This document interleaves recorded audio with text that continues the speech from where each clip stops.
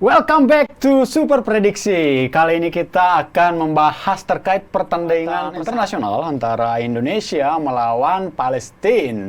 Dan di FIFA Matchday ini, kalau kata orang, nah ini lebih dari sekedar pertandingan persahabatan. Dan kita akan mengulas di Super Prediksi. Bersama saya telah ada Brother Alfa. Selamat pagi, Brother. Selamat pagi, sehat ya? Bang Raf. Alhamdulillah sehat selalu. Jadi kita. Alfa ini adalah jurnalis olahraga dari Tribun Network. Jadi dia yang mengupas terkait pertandingan ini. Dan langsung saja, ini pertandingan kan digelar di Gelora Bung Tomo pada malam hari juga ya, 19.30 ya. Nah, bagi Bro Alfa nih, pertandingan Palestina melawan Indonesia ini pertandingan yang bagaimana? Iya, baik Bang Raf. Pertandingan menghadapi Palestina ini orang bisa katakan itu bukan, kalau Bang Raf tadi bilang bukan hanya sekedar persahabatan, tapi kalau berkaitan dengan Palestina ini, Indonesia ini kan selalu erat ya. Iya. Mau dimanapun itu, dengan dukungan-dukungan yang disampaikan oleh masyarakat Indonesia ke Palestina, saya rasa ini pertandingan cukup menarik karena memang dengan di sisi lain kita di dalam lapangan kita bertanding, tapi di luar kita tetap support sebagai saudara gitu. Oke. Jadi kalau masuk ke pertandingannya ini sangat cukup menarik karena secara ranking Palestina juga cukup baik daripada Indonesia, di mana Indonesia berada di ranking 149 setelah menghadapi Burundi kemarin, naik peringkat, dan Palestina berada di peringkat 93. Berarti ini masuk dalam 100 besar sesuai yang pernah dikatakan oleh Sintayong ingin melawan tim di dalam 100 besar ranking FIFA. Oke, menariknya ini laga didukung oleh puluhan ribu kali ya supporter ya. Dan Palestina juga merasa bahwa supporter ini juga bukan supporter hanya untuk Indonesia gitu ya. Betul. Oke. Tapi menariknya nih dari kalau sisi orang menyebutkan ini lebih dari sekedar pertandingan persahabatan ya, ada semuanya lah di dalam. Kalau kita ngebahas pertandingannya nih, apa sih yang menurut Bro Alfa yang menarik dari Palestina? Kenapa nggak Indonesia nggak milih ya Qatar mungkin atau apa? Yang menarik dari Palestina ini apa?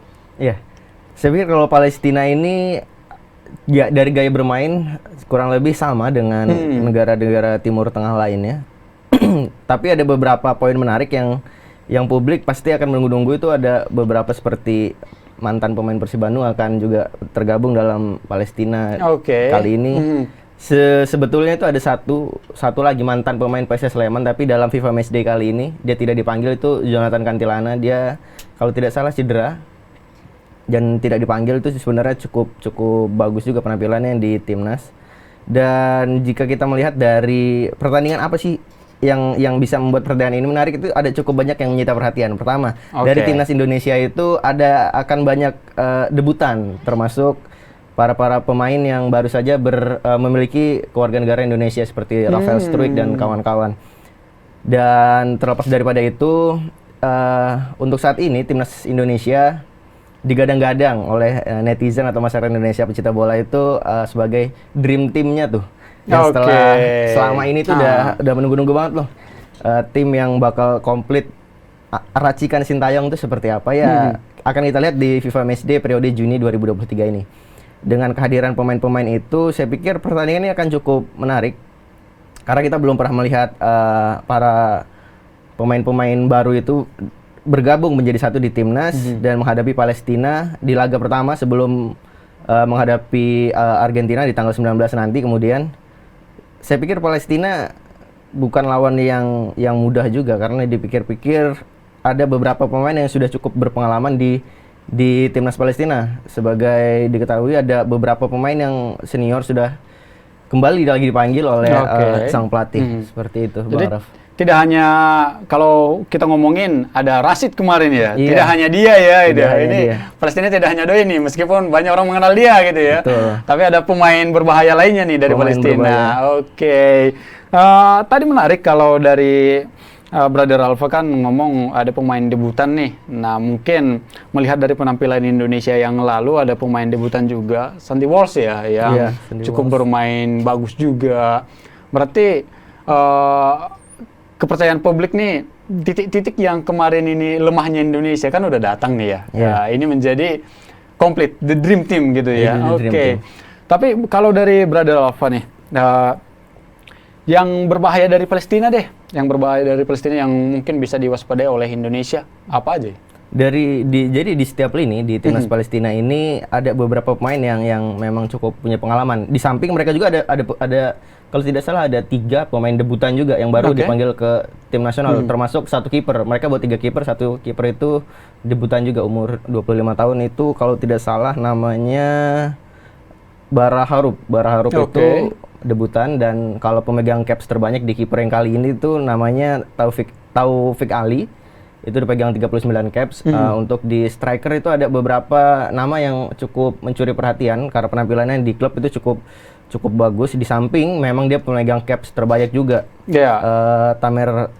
Tamer Sayam dia pegang 52 caps. Di sisi lain juga ada yang patut diwaspadai, itu pemain muda Islam Betran, kalau tidak salah dia bermain di Liga Eropa juga. Dan itu cukup menarik lah, karena sebenarnya di Palestina itu juga ada yang sama seperti kita, ada pemain-pemain yang keturunan juga. Jadi kalau kita berbicara tentang pemain Palestina, kita nggak bisa pandang sebelah mata nih, karena memang pemain-pemain cukup senior dibandingkan Indonesia yang capsnya rata-rata mungkin saya pikir masih, ya ada beberapa yang udah lebih dari 20 caps juga. Saya pikir masih banyak pemain-pemain, termasuk pemain-pemain muda yang kemarin di Timnas SEA Games, Timnas U22 seperti Witan Sulaiman, Rizky Ridho dan lain-lainnya. Saya pikir kalau untuk pertandingan nanti, Palestina jelas akan menurunkan kekuatan penuh di babak pertama maupun di babak kedua. Jadi nggak ada ceritanya kita mau rotasi pemain tuh. Saya pikir kalau Timnas Indonesia melawan Palestina juga pasti akan melakukan hal serupa. Karena sama-sama belum tahu level kekuatan sekarang itu seperti apa dari kedua tim ini. Apalagi dengan yang dikatakan saya tadi, dengan dream teamnya Indonesia, termasuk Sandy Walsh, kita juga mendengar kabar terakhirnya karena cedera saat latihan, jadi kita masih terus menunggu kabar baiknya dari Sandy Walsh, apakah akan bisa kembali membela timnas Indonesia, karena memang sangat dinanti-nantikan. Oke, sebelum kita membahas terkait timnas kita nih, Indonesia, kita bahas Palestina dulu sedikit aja gitu.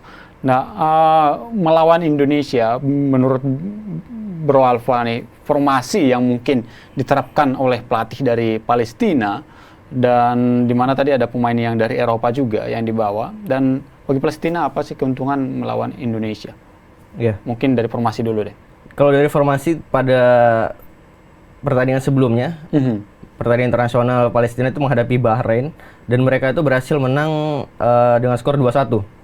Itu pertandingan di tuan rumahnya di Bahrain, timnas Palestina menang 2-1. Itu cukup menarik juga karena ada momentum, kalau tidak salah Bahrain itu gagal penalti di situ. Jadi sebenarnya bisa 2-2, tapi dengan kecerdikan Palestina mereka bisa memenangkan pertandingan itu. Jika memakai formasi yang sama di pertandingan sebelumnya, Palestina ini pakai 4-2-3-1. Jadi kalau kita bicara tentang permainan, ya jelas mereka tipikalnya kurang lebih ya hampir sama dengan Indonesia, tapi kita tidak bisa menebak nih formasi apa sih yang bakal diterapkan oleh kedua pelatih di pertandingan nanti. Terlebih memang tipikal bermain Indonesia dan Bahrain tentu berbeda. Tapi kalau kita berkaca dari yang sebelumnya, jelas Palestina ingin menguasai jalannya pertandingan melalui serangan-serangan sayap mereka, gitu, Bang Raf. Ball position, kemudian juga umpan lambungnya juga cukup berbahaya ya, karena postur pemain itu cukup baik, mendukung, dari Palestina cukup baik. Oke, kita membahas Indonesia nih. Mungkin Bro Alfa bisa membahas sedikit pemain yang kemarin di pemusatan latihan, ada yang baru atau siapa, mungkin kelengkapannya mungkin. Kalau dari segi kelengkapan pemain, Indonesia ini cukup lengkap dengan pemain yang cukup berpengalaman, baik di tim maupun di timnas. Indonesia sangat-sangat berpengalaman para pemainnya. Yang perlu kita soroti adalah saat ini bagaimana racikan Sintayong ini yang benar-benar baru pertama kali disatukan beberapa pemain ini, apakah kita bisa padu gitu. Kalau dari segi individual saya pikir tidak usah dipertanyakan lagi, memang skill pemain Indonesia sudah cukup mumpuni lah secara skill individual. Hanya bagaimana cara kita untuk mengemas, istilahnya kalau ini komposisinya udah lengkap, bagaimana cara kita nih mengemas timnas ini produk ini menjadi lebih ciamik gitu. Oke, Bro Alfa kan ngikutin nih pas TC juga ya kan, ngikutin update-nya juga. Bagi Bro Alfa nih, mungkin bisa dibocorkan sedikit nih, ya mungkin nama-nama pemain yang bergabung di TC yang bisa mengejutkan masyarakat mungkin.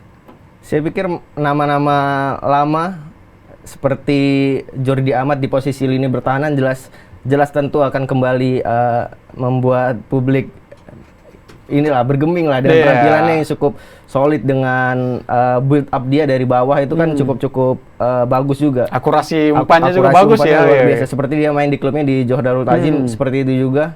Permainannya solid. Bagaimana kita hanya melihat dari posisi dari build up serangan dari gelandang menuju ke striker Indonesia.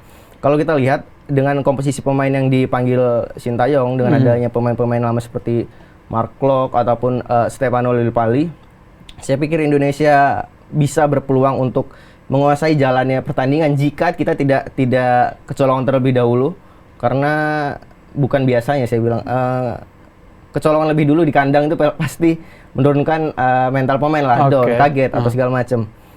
Saya pikir itu yang perlu diwaspadai. Tapi jika kita bicara tentang lini serang, Indonesia cukup tajam lah seharusnya di bawah pemain-pemain yang baru bergabung juga, seperti pemain-pemain muda seperti Rafael Struijk maupun juga Ivar Jenner.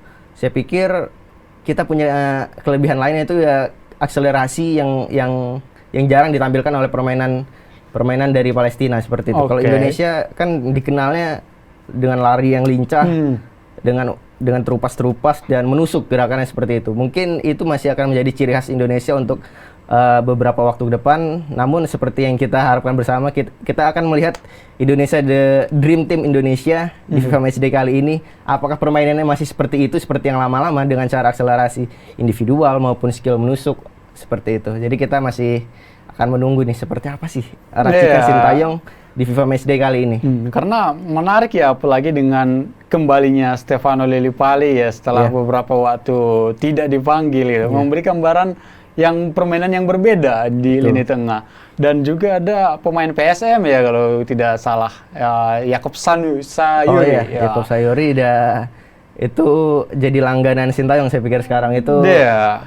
Sudah paketan dengan Mark Klok, Yakup Sayuri itu sudah satu paketan. Karena memang dari segi permainan mereka cukup klop untuk di timnas, mereka padu banget, solid banget permainan. Jadi kayak kalau saya jadi Sintayong juga mikir, wah saya nggak butuh eksplorasi lagi, saya punya pemain itu untuk menutupi puzzle-puzzle di timnas gitu. Ditambah dengan para pemain baru yang saya bilang tadi. Nah, ngomongin head to head, Indonesia kan boleh dibilang sebenarnya kurang bagus ya head to headnya melawan Palestina. Nah, satu sisi Indonesia di laga terakhir belum terkalahkan nih. Cukup banyak pertandingan di Indonesia belum terkalahkan. Nah, bagi Bro Alfa nih, peluang kemenangan dari Indonesia melawan Palestina meskipun secara ranking kita terpaut jauh, gimana peluang Indonesia? Peluang itu jelas di dalam sepak bola jelas tentu sangat besar ya. Mau siapapun lawannya, karena di sepak bola itu tidak ada yang tahu kan di lapangan seperti apa. Namun kalau kita melihat dari hasil pertandingan FIFA Matchday Indonesia sebelumnya menghadapi Burundi, yang memang mereka punya gaya bermain yang sangat berbeda dengan Indonesia, dengan duel mereka yang cukup kuat, strength mereka kuat, durability mereka kuat, endurance mereka kuat. Indonesia bisa mewujudkan dengan menang dengan skor 3-1, dan di match kedua kita bermain imbang, tapi itu menurut saya merupakan poin pentingnya, karena Indonesia bisa menang dan tidak terkalahkan di situ. Jadi poin Indonesia tetap naik, dan jika menghadapi Palestina ini Indonesia juga bisa mendulang poin ya jika berhasil menang. Kalau tidak salah itu perhitungannya, Indonesia akan meraih 6,77 poin jika berhasil menang dalam laga kali ini, karena Palestina notabene peringkat 93. Jadi untuk perhitungan poinnya juga cukup besar. Jikalau nanti Indonesia hanya bermain imbang juga tetap dapat poin, karena namun lebih sedikit, hanya dapat 1,77 poin, dan kalau kalah tentu kita akan kehilangan poin lagi, 3,23 poin. Dan jika kita berhasil mendulang poin dari hasil kemenangan melawan Palestina, kita akan naik peringkat nih, satu tingkat lebih tinggi lagi ke 148. Itu kita tuh kalau nggak salah menggeser posisi Liberia di 148 yang saat ini kita akan menantilah seperti apa Indonesia akan menghadapi Palestina. Jika melihat peluang itu tentu sangat terbuka besar jika melihat para komposisi pemain timnas Indonesia untuk saat ini dan dengan dukungan para timnas Indonesia dengan hashtag ya, ini dengan hashtag belum pernah kalah di kandang ini, saya pikir harus terus dilanjutkan lah ini sampai setidaknya FIFA Matchday periode Juni ini selesai. Begitu juga menghadapi Argentina di kemudian hari di tanggal 19. Jadi pokoknya pantang kalah gitu ya. Kalah di kandang gitu. Kalah di kandang. Oke, dan Indonesia ini kan boleh dibilang penampilan di era STY ini kan cukup berbeda ya. Kalau sebelumnya ya mohon maaf nih ya, Indonesia di menit 70 ke atas itu kan udah keteteran ya. Betul. Tapi terakhir ini 2 laga terakhir melawan Burundi penampilannya cukup menjanjikan nih. Dan melawan Palestina ketika bertemu dengan Indonesia kerap juga menguasai jalannya pertandingan. Dan Indonesia baru terakhir ini nih yang boleh dibilang udah sedikit lumayan lah build up dari belakang. Nah, kalau Bro Alfa melihat apakah ini ball possession versus ball possession atau Indonesia tetap kemarin counter attack cepat, nggak apa-apa nih ball possession dilawan itu bagaimana pertandingan ini? Di era sepak bola yang sekarang saya pikir Sintayong juga jelas improve ya dengan beberapa pengalaman dia di masa lampau dan dipadukan dengan pengalaman dia memegang timnas Indonesia. Saya pikir Sintayong tidak stuck di situ. Sintayong jelas masih kaya akan taktik. Kita masih menunggu racikan-racikan dia. Saya pikir kalau untuk ball possession versus ball possession, saya pikir di dalam laga ini mungkin akan kecil kemungkinan terjadi. Pasti satu atau Indonesia ataupun Palestina jelas akan improve dan melakukan strategi yang berbeda ketika stuck permainannya di lini tengah saja gitu. Mungkin Sintayong akan kembali menggunakan kartu as Indonesia nih, akselerasi yang saya bilang tadi. Kalau kita main ball possession, kita main ball possession, tapi kita punya kartu as yaitu akselerasi dan tusukan para pemain-pemain timnas Indonesia. Untuk Palestina sendiri, mereka harusnya kita patut waspada dengan eksekusi bola mati mereka ya, saya pikir. Itu eksekusi bola mati mereka cukup baik dari segi umpan maupun dari akurasi tendangan. Jadi ini saya pikir jadi pekerjaan rumah untuk para pemain timnas Indonesia bagaimana untuk tidak melakukan pelanggaran-pelanggaran di area-area yang berbahaya seperti itu, Bang Raf. Oke, jadi bola mati ini yang patut diwaspadai juga ya, termasuk tendangan sudut nih gitu ya. Karena memang itu tadi ya, selain akurasi umpan, postur sangat mendukung mereka nih Palestina. Tapi ada pengaruh nggak sih? Kalau Bro Alfa nih kan sering ngikutin perjalanan timnas nih, dan terakhir kan ada sedikit isu nih, bahwa STY udah memastikan diri infonya nih, dia selesai target Piala Asia, kemudian akan mencoba mungkin petualangan baru. Nah, bagi pemain, apakah ini justru menjadi pemacu membakar semangat mereka bahwa kita bisa nih, atau bagaimana sih? Ada pengaruh nggak? Bisa dibilang ada pengaruh jika kita melihat komposisi pemain yang saat ini itu adalah pemain-pemain yang memang sejak Sintayong melatih di timnas Indonesia itu adalah pemain-pemainnya itu. Jadi saya pikir jelas ada motivasi tersendiri untuk setidaknya memberikan sebuah tanda bagi Sintayong atas dedikasi dia. Namun kita juga belum tahu nih bagaimana keputusan dari PSSI jika kita bicara kontrak Sintayong seharusnya habis di tahun ini, akhir tahun ini, namun diperpanjang karena ada Piala Asia yang di Januari tahun depan. Kita akan melihat bagaimana suasana ruang ganti ya. Kalau di lapangan kita bisa melihat bagaimana Sintayong memimpin anak didiknya, tapi di ruang ganti kita akan melihat bagaimana Sintayong ini bersama dengan kapten yang jelas bagaimana mereka mendekatkan diri satu sama lain. Jelas ada ikatan emosional, ikatan batin. Terlebih ada beberapa pemain yang memang sejak sebelum-sebelumnya dari timnas kelompok usia dan masuk ke timnas senior seperti Marcelino Ferdinand, itu adalah Sintayong orang di balik itu semua kan. Jadi saya pikir ikatan emosional mereka cukup baik antara pemain dengan pelatih. jelas di sebuah klub ataupun juga di sebuah tim, di sebuah negara, timnas, kedekatan pemain dengan pelatih itu menjadi kunci. Jadi banyak kita dengar negara-negara atau klub di Eropa ada keretakan di ruang ganti antara pelatih dan pemain, jelas permainannya akan berbeda. Euforianya akan berbeda, semangat bermainnya akan berbeda. Oke, jadi itu yang akan membuat laga FIFA Matchday ini seperti suasana yang baru gitu ya. Kita bisa katakan ini sebagai pemanasan sebelum menjalankan agenda padat timnas Indonesia baik di U23 maupun di timnas senior, hadapi kualifikasi dan lain-lain. Agenda tahun ini cukup padat untuk sepak bola Indonesia ya. Oke. Peluang yang menjadi atau pemain yang menjadi sosok pembeda dari Indonesia menurut Bro Alfa siapa aja? Saya pikir kalau di lini tengah Marcelino Ferdinand tetap akan menjadi pusat perhatian ya, pusat perhatian publik. Dan di center back kita tidak perlu bicara banyak lah. Itu di situ ada Jordi Amat dan ada Elkan Bagot juga. Namun yang perlu kita lihat bagaimana siapakah penjaga gawang dari timnas Indonesia yang akan diturunkan, karena ada Hernando, ada Reza juga, dan saya pikir keduanya juga punya peluang lah, karena sama-sama bagus. Hernando kemarin di timnas Indonesia di SEA Games cukup baik juga, jadi saya pikir kalau untuk pemain-pemain kunci Marcelino Ferdinand masih tetap akan menjadi pemain kunci di timnas Indonesia, terlebih di dalam laga-laga seperti ini Marcelino itu cukup sering bersinar gitu. Jadi sosok pembedanya ada di dia kalau menurut saya seperti itu. Kalau di timnas Indonesia. Kalau di timnas Palestina ada beberapa sosok yang saya katakan tadi sebelumnya, seperti posisi penyerang Islam Bertrand dan pemain-pemain yang lain yang berpengalaman itu jelas harus diwaspadai oleh timnas Indonesia. Emang Islam Bertrand ini ketika ada peluang sekecil apapun ya itu bisa memaksimalkan jadi gol gitu kan. Termasuk di laga sebelumnya lawan Mesir dia cetak gol juga. Jadi dia pemain muda, akselerasinya bagus. Dia seperti pemain-pemain Eropa yang haus gol lah. Jadi Indonesia untuk menghadapi Palestina ini mendapatkan hal yang positif juga jika kita berhadapan dengan pemain-pemain yang bertipikal seperti itu.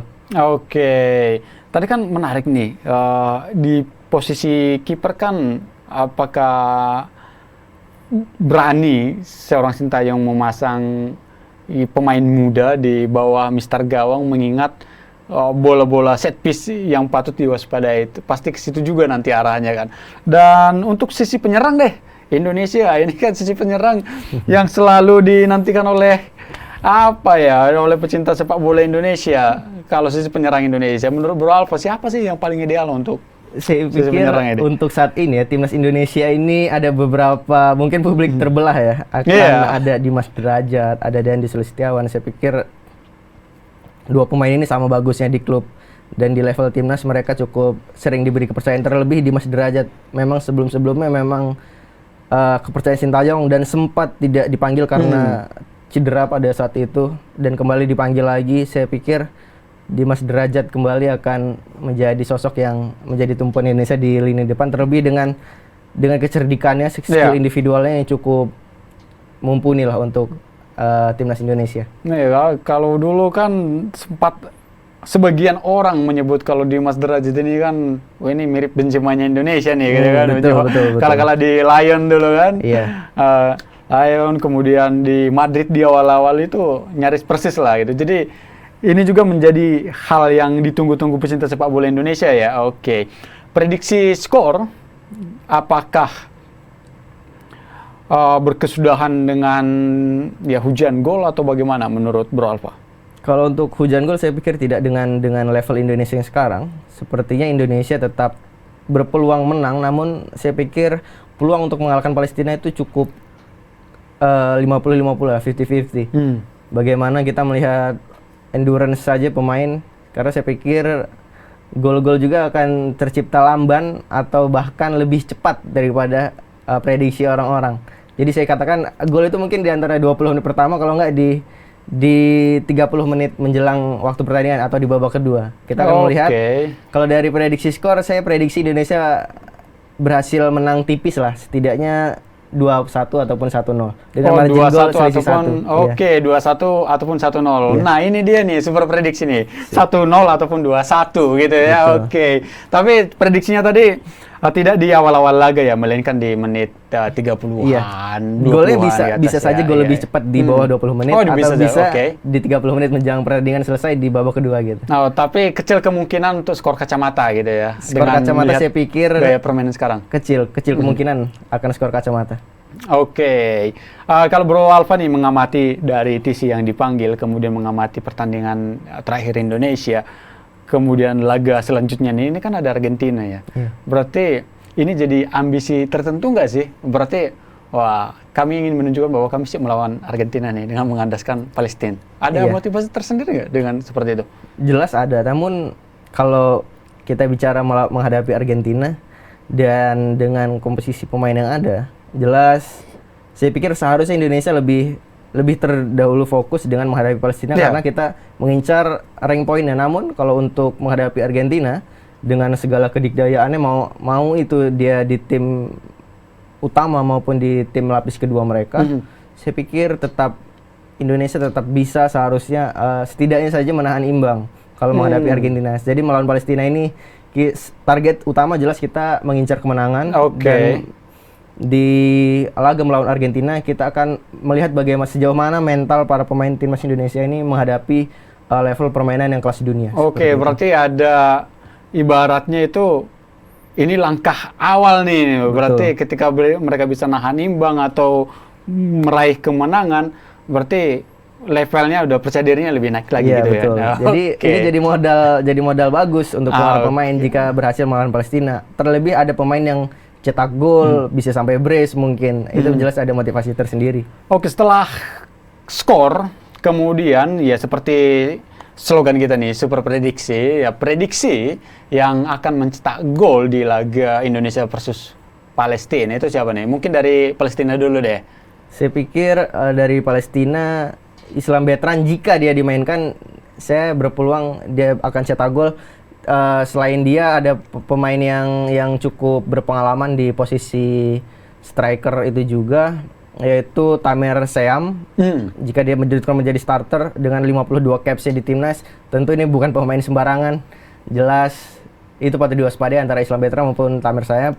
Jika saya pikir kalau untuk gelandang Palestina Muhammad Rashid atau bisa membuat kejutan untuk timnas Indonesia, kita perlu waspadai juga.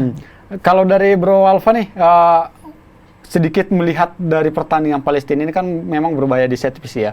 Kalau set piece dari jarak-jarak 27, 25 itu kan atau 32 itu kan mereka masih kerap mengumpan nih. Tapi kan kalau sedikit di luar kotak penalti itu kan langsung rata-rata sering ke tendangan langsung. Nah, itu ada prediksi di situ nggak sih gol? Bisa saja ya. Kalau bicara duel udara ya, sebenarnya kita punya dua palang pintu, ada Jordi Amat, ada Elkan Bagot. Dan yang patut diwaspadai adalah bagaimana tendangan-tendangan langsung gawang yang power mereka cukup keras. Dan saya pikir ini adalah masalah kesulitan pertahanan saja sama koordinasi dengan penjaga gawang. Peluang gol pasti ada di setiap kesempatan, mereka pasti akan tetap ingin mencuri gol. Namun bagi Indonesia, bagaimana kita cara memanage lini pertahanan dari timnas Indonesia kita sendiri. Termasuk tendangan dari luar kotak penalti ya. Masih penalti. Bisa peluang nih, ada Palestina. Pemain-pemainnya masih sering nih. Untuk Indonesia. Nah, prediksi sosok yang akan mencetak gol. Mencetak gol tentu saya akan memprediksi pemain yang kemarin juga mencetak gol di SEA Games, Marcelino Ferdinand. Saya pikir pemain itu seperti apa ya? Ada daya magis tersendiri di setiap permainan dia. Bola-bola yang kita pikir tidak akan menjadi gol, dia bisa konversi jadi gol. Jadi pemain-pemain itu yang kemampuan itu yang jarang dimiliki oleh pemain-pemain Indonesia gitu. Jadi sosok pembeda. Saya pikir Marcelino Ferdinand maupun Dimas Derajat dan Disa Setiawan yang akan mencetak gol di laga ini. Tergantung siapa yang diturunkan menjadi starter terlebih dahulu. Kalau dari set piece, mungkin sedikit di luar kotak penalti ada sosok yang ya Bro Alfa prediksi ini mumpun ini punya kapasitas nih untuk mencetak langsung gol ke gawang lawan melalui tendangan bebas, itu siapa dah? Saya pikir eksekutor tendangan bola mati kita masih sama seperti sebelumnya, Mark Klok dengan atau umpan, ataupun juga Stefan Bola dengan umpan dan juga tendangan langsung dia ke gawang. Jika Marco tendangan umpannya itu cukup berbahaya dan tendangan-tendangannya juga cukup tidak perlu diragukan lagi lah untuk kemampuan itu ya. Dan jika melihat sepak bola sekarang ini yang berbahaya adalah second ball, bola kedua dari para pemain itu. Sebenarnya kita punya Jordi Amat juga. Jordi Amat juga sebelumnya di laga timnas Indonesia menghadapi Burundi dia cetak gol dengan sundulan dia. Cukup menarik kan melihat komposisi pemain Indonesia ini saling melengkapi gitu kan. Jadi untuk peluang dari set piece, saya pikir Indonesia juga berpeluang untuk mencetak gol itu. Namun yang menjadi titik pertanyaan adalah bagaimana kita bisa mendobrak lini pertahanan Palestina. Dan kuncinya itu adalah di set piece ini. Bagaimana kita berani duel kita ataupun kita kalah duel. Jadi kunci pembedanya mungkin di sini. Jika memang situasi deadlock, permainan kedua tim deadlock, mungkin adunya lewat set piece. Kalau selama ini kan di era STY ya, itu kan gol-gol yang memang dibuat skema sebaik mungkin ya kalau kita lihat pertandingannya ya. Hanya ada beberapa pertandingan yang mereka melakukan tendangan dari luar kotak penalti ketika deadlock. Tapi inilah yang akan dinantikan di laga Palestina menurut Bro Alfa. Iya, seperti yang saya katakan sebelumnya, STY kan selalu mempunyai seperti ramuan yang berbeda di setiap pertandingan dia, formasi yang berbeda dengan komposisi pemain yang baru juga ini. Jadi saya pikir untuk memecah kebuntuan adalah dengan set piece bisa, maupun juga dengan kartu as Indonesia tadi. Dengan akselerasi itu saya pikir peluang Indonesia banyak lah yang bisa dikonversi menjadi gol. Itu peluang Indonesia seharusnya cukup banyak. Terlebih dengan komposisi pemainnya sekarang yang cukup ideal menurut saya. Super prediksi. Itu tadi super prediksi kita bagaimana dari skor, kemudian dari pola permainan, dan juga dari set piece, serta prediksi sosok-sosok yang akan mencetak gol. Tadi sudah diulas oleh rekan kita, ada Brother Alfa. Dan tentunya kita juga menantikan prediksi dari teman-teman semua. Nanti silahkan di kolom komentar prediksi apapun itu tentang laga Indonesia melawan Palestina ini. Dan mungkin ada pemain yang ya diprediksi akan menjadi pembeda nih. Nah, itu bisa juga di kolom komentar. Dan Brother Alfa, terima kasih banyak telah hadir di Super Prediksi, dan semoga laga hari Rabu nanti ini menjadi laga yang cukup menarik ya bagi pecinta sepak bola Indonesia ataupun dunia seluruhnya, bisa menyaksikan pertandingan yang jual beli serangan kali ya. Itu akan sangat menarik doh. Dan kita juga akan menantikan Super Prediksi lainnya, Indonesia versus Argentina. Jangan lewatkan itu pekan depan. Dan infonya hanya akan ada di Super Prediksi. Salam sehat dan salam olahraga untuk kita semua. Jangan lupa subscribe ya.